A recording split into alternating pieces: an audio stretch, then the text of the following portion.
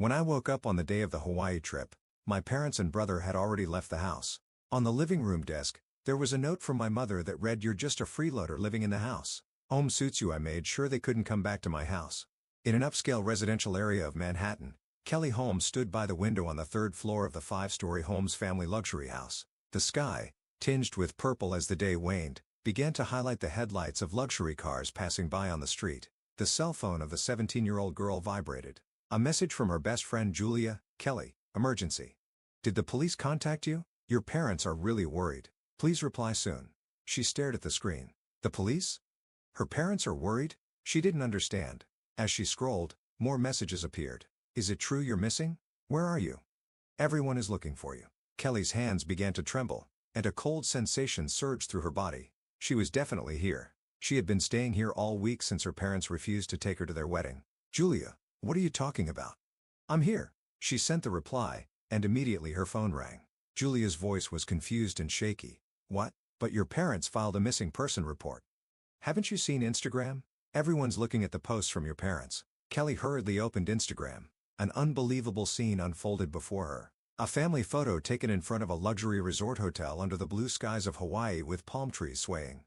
Her mother in an elegant summer dress, her father in a fine linen suit, her sister Sandra in a designer dress, and her brother Chris in a casual branded suit. A perfect family vacation photo, and her mother's post read, "Our beloved daughter Kelly is missing, and this special day is filled with mixed emotions. We are cooperating with the police in the search, praying for her safety." Kelly's vision blurred. Nausea surged. She felt as if she might collapse right there. She leaned against a luxurious chair by the window. Looking around the room, a white-themed interior, designer furniture, and a wall-to-wall bookshelf. Luxurious yet with a somewhat cold atmosphere. A space that symbolized the 17 years of her life. This was the explanation her parents chose for not wanting her at the wedding. Missing. It all started on a morning in February. At breakfast, her usually cheerful mother announced something important. After living together for 25 years without marriage, her parents had finally decided to have a formal wedding. "It's in Hawaii. It'll be a small but lovely ceremony." Her mother Beth spoke as if she were talking about a dream. "Sandra, I want you to be my maid of honor." Kelly's sister Sandra cheered. "Mom, it's going to be a wonderful ceremony. We'll make everything perfect, from the dress to the hair and makeup." Kelly's father Richard smiled at her brother Chris. "Chris, will you be my best man?" "Of course, Dad. It's an honor." No one looked at Kelly. Around the luxurious dining table, there was a family of 5, but only 4 were actually part of the conversation. Kelly was just there, merely existing.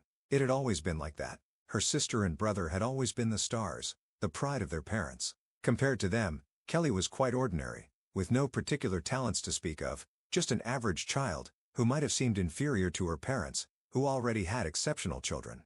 At some point, Kelly began to be treated like she was just air. Initially, she felt out of place, but gradually, she came to accept her situation. The wedding preparations progressed rapidly. Every week, her mother and Sandra visited upscale boutiques, hunting for wedding and party dresses.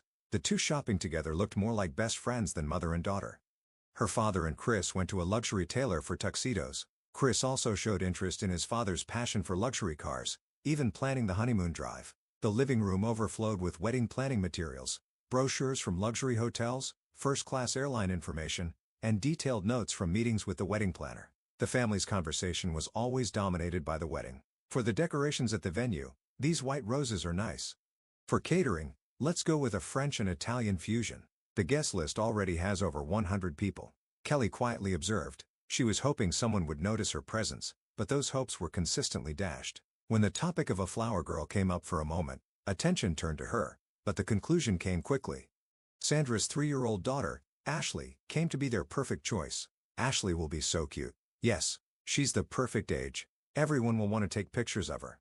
When her maternal grandmother, Dorothy, suggested that Kelly read a poem at the ceremony, her parents immediately rejected the idea. "We want a simple ceremony," her mother said. "No need for any unnecessary performances," her father added. Kelly painfully understood the true meaning behind those words. She was deemed an unnecessary presence.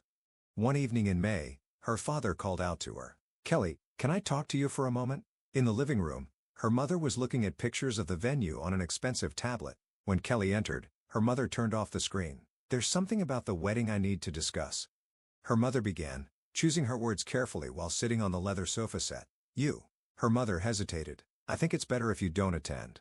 Kelly couldn't believe her ears. The air in the living room surrounded by luxury furniture seemed to freeze instantly. What do you mean? Our wedding is going to be very elegant, her mother said, caressing the expensive Persian carpet with her toes. You're not good with that sort of thing, are you? Not good with it. Kelly's voice trembled. The light from the luxurious chandelier suddenly felt too bright. You don't want to invite me? Her father cleared his throat from his custom leather armchair. You're not suited for these kinds of events. You wouldn't handle it well like Sandra or Chris, but I'm your daughter. Kelly's voice echoed faintly in the spacious living room. That's exactly why, her mother interjected while absent-mindedly playing with her expensive necklace. We don't want to embarrass you. At that moment, something inside Kelly crumbled. She felt as if she could hear the last bastion of her family built over 17 years collapsing. Embarrassing? Kelly's voice rose. The family photos displayed in the living room suddenly looked alien. I'm your embarrassment. Not in that way. Her mother stumbled over her words, nervously touching her expensive bracelet. Then what do you mean? Anger welled up inside her. Your own daughter isn't invited. How does that make sense, Kelly? Her father's voice grew stern. Don't be selfish anymore. Selfish. Kelly chuckled bitterly. The family photo on the marble fireplace caught her eye. A perfectly staged facade of happiness. Wanting to attend my own parents' wedding is selfish. You're always like this. Her mother sighed. You never try to understand us. Do you know how important this wedding is to us? Understand? Kelly's voice shook. What about the 17 years I've spent trying to understand you? Have you ever tried to understand my feelings even once? From that night on, Kelly stayed in her room. Within the expansive space, she felt herself becoming smaller and smaller. Luxurious furniture, designer lighting, and the latest audio equipment.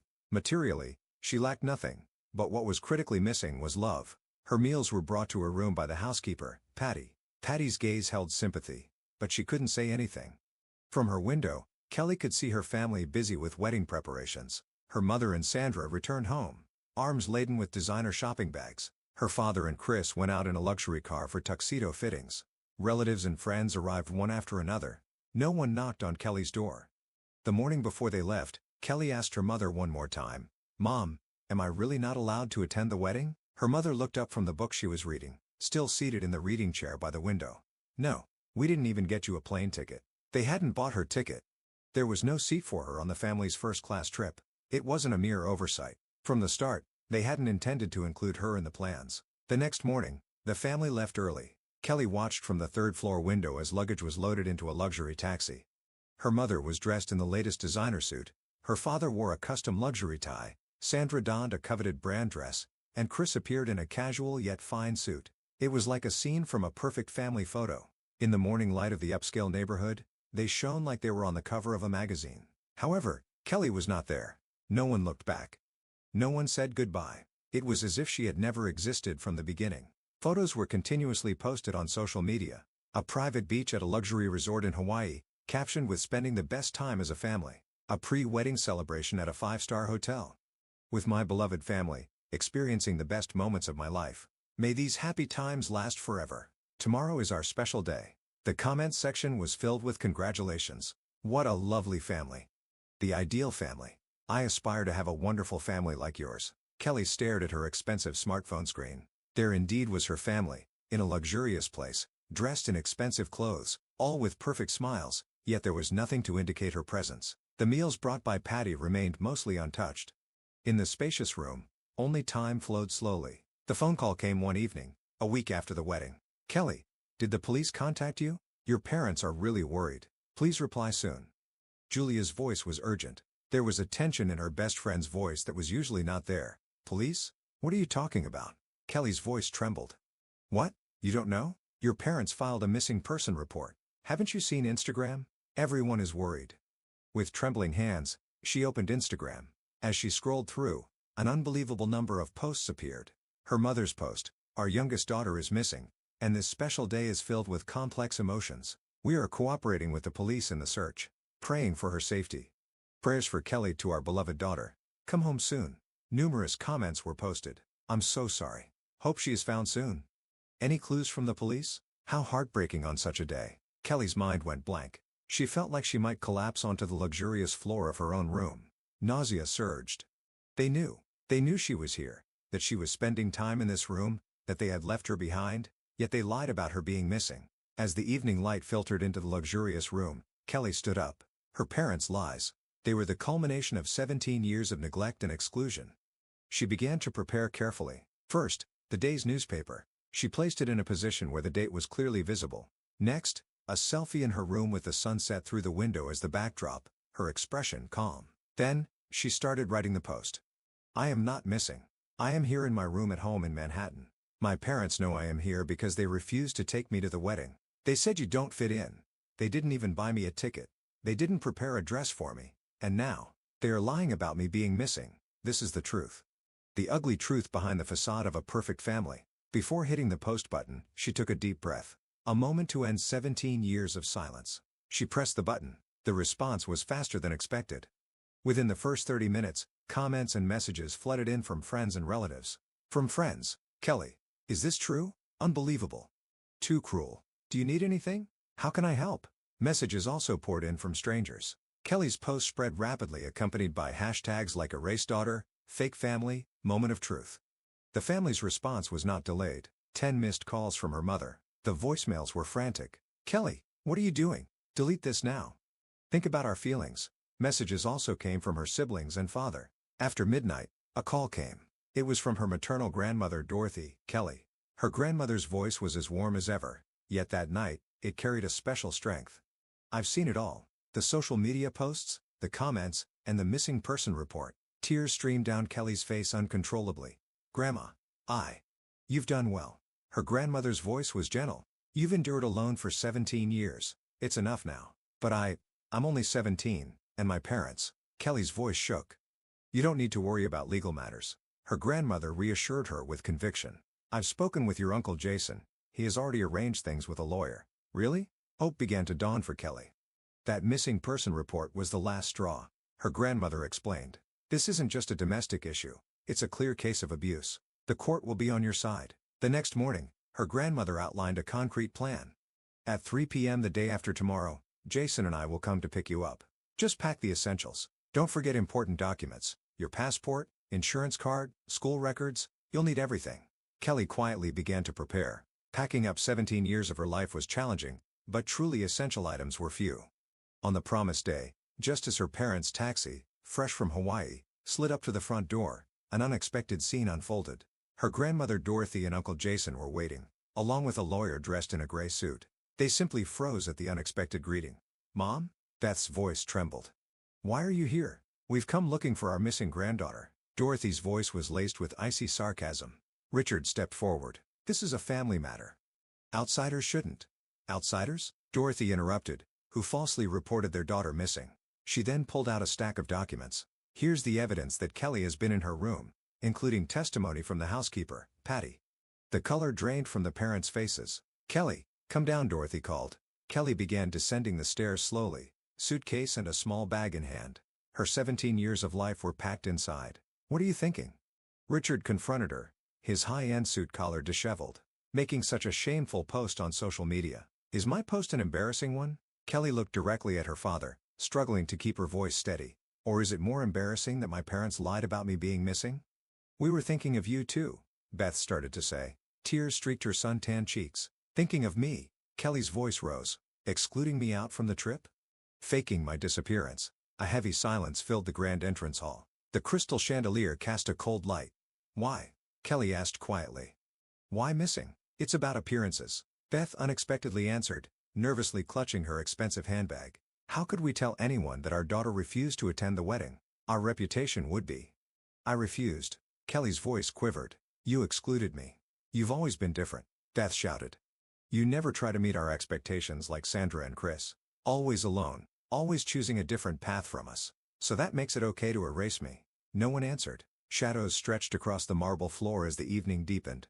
Kelly, let's go. Dorothy spoke gently. As Kelly headed towards the entrance with her luggage, Beth called out to her in a panic. Wait. She rushed over, her designer high heels clicking on the floor. You're still a minor. You can't just. That's enough. Dorothy interrupted calmly. Look at this. The lawyer produced new documents. These are petition papers for the court. The lawyer's voice resonated. Evidence of abuse and neglect. False missing person reports on social media. It's all recorded. Are you trying to threaten us? Richard's voice was a low growl. It's not a threat. The lawyer continued evenly. It's a presentation of facts. We hope to proceed amicably from here. The parents were at a loss for words. A heavy silence fell in the ornately decorated entrance. Before heading to the taxi, Kelly turned back one last time.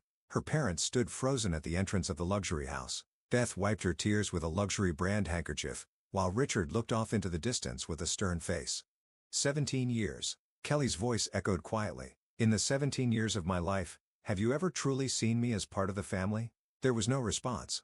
Instead, the evening breeze was the only answer. The taxi started to move. Dorothy quietly held Kelly's hand. It's the beginning of a new chapter, Kelly. From the backseat window, the luxury house gradually became smaller. A place filled with 17 years of memories. A stage for a family that was perfect only in pretense. The place where she was erased. Tears streamed down her cheeks. But they were not tears of sadness. They were tears of liberation. The first step towards a new life. That night, Kelly's post became national news. Wealthy family alienates teen daughter. Modern family's darkness revealed through social media. The true voice of a missing girl. The hidden side of a perfect family image. There were requests for interviews from TV stations, newspapers wanted interviews, publishing houses offered book deals. However, Kelly turned them all down. She wasn't ready yet. She wanted to focus on reclaiming herself. Instead, she began to write. On her blog, she shared her honest feelings. I am no longer the erased one. This is the start of my new story. For those tired of playing the perfect family, you are not alone. St. Mary's High School was worlds apart from the private high school in Manhattan that Kelly had attended. There was no competition for brand-name goods. Instead, there were warm smiles and genuine words. On the first day, a classmate named Jessica approached her naturally. You're new, right? Want to have lunch together? Kelly hesitated for a moment. This was an act of kindness without any expectation of return, something she had never experienced before. Students who had seen her posts on social media did not pry unnecessarily. Kelly, look at this. One day during lunch, Jessica handed her the school newspaper. The literary club is looking for writers. Kelly was intrigued. She had always been good at writing, but her parents had dismissed it as a waste of time. Study business or law, they would say. Why don't you try? Jessica encouraged her. I think you have talent. From that day, Kelly began to write. It started with journal-like short pieces. Gradually, she moved on to stories and poems. By expressing her emotions through words, she felt the burdens inside her lighten. Her first short story in the school newspaper, The Voice of the Erased Girl, received more feedback than expected. A story of a girl ignored by her family and falsely declared missing. The true story presented as fiction drew remarkable attention.